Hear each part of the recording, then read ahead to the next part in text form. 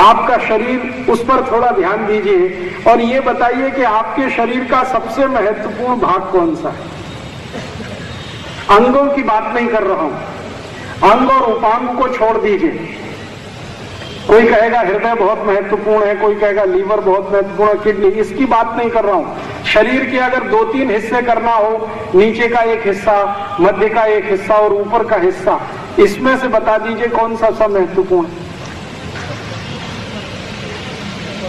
जी, ऊपर का मस्तिष्क, ये सबसे महत्वपूर्ण है। आप मानते हैं सब लोग मस्तिष्क सबसे महत्वपूर्ण है? बिल्कुल नहीं है जी।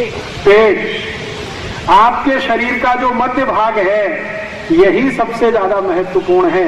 अगर ये ठीक से ना चले तो मस्तिष्क भी नहीं चलेगा। मस्तिष्क को चलाने के लिए ऊर्जा चाहिए, ऊर्जा देने का काम वो पेट ही करता है। शरीर के सारे अंगों को, शरीर के सारे उपांगों को ऊर्जा देने का काम, एनर्जी देने का काम पेट करता है, शरीर का मध्य भाग करता है।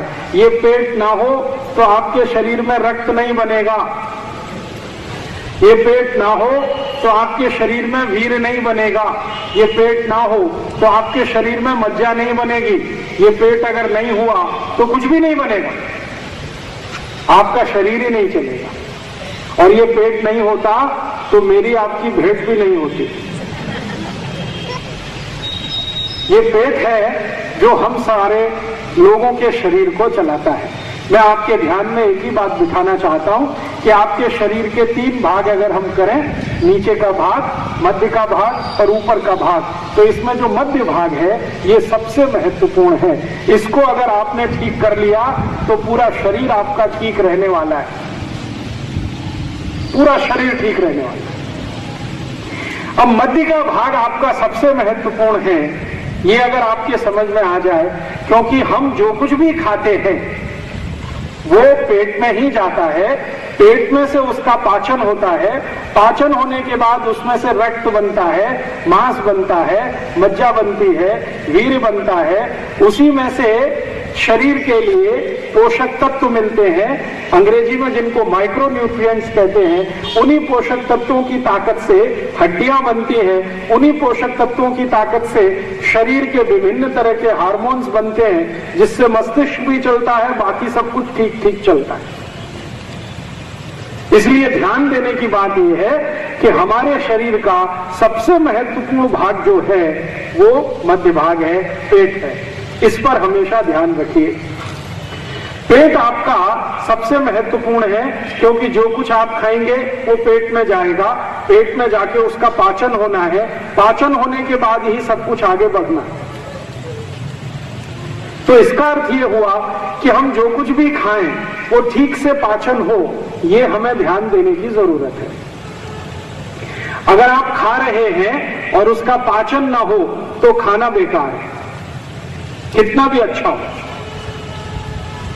आप जो कुछ भी खा रहे हैं अगर ठीक से पाचन नहीं होता, डाइजेशन नहीं होता, तो कितना भी अच्छा खाना है, वो करोड़ रुपए का हो या 10 करोड़ रुपए का, बिल्कुल बेकार है।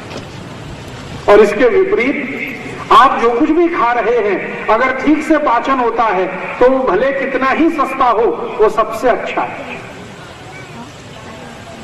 तो खाना सस्ता है या महंगा, इसमें मत फंसिए, खाना पाचन हो रहा है या नहीं, इसका ध्यान दीजिए। अगर आप कुछ भी खाएं और आपको ठीक से पाचन हो जाए तो आप बहुत दुरुस्त और तंदुरुस्त रहने वाले हैं। और जो आप ठीक से पचा नहीं पाए, भले ही कुछ भी खाएं, तो जिंदगी भर बीमार रहने वाले हैं। तो आप अपने शरीर के मध्य भाग, जिसको हम पेट कहते हैं, इस पर ध्यान देंगे। मराठी में शायद पोट कहते हैं, हिंदी में पेट कहते हैं। इस पर अगर ध्यान देंगे तो जीवन आपका बहुत आसान, सुखी, निरोगी और आगे बढ़ाने वाला होगा, आयुष्य बढ़ाने वाला होगा।